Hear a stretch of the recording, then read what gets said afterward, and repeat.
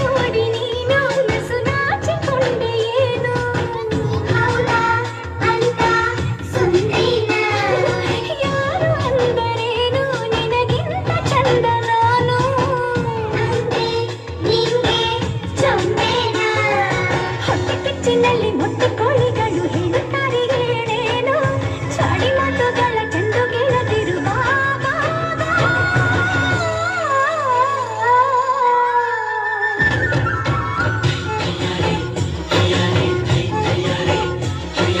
ಚಂದ ಮಾಮ ಬಾ ಪುಲಿ ಮಾಮ ಬಾರು ಚಂದ ಮಾಮ ಬಾ ಲಾಲಿ ಮಾಮ ಬಾರು.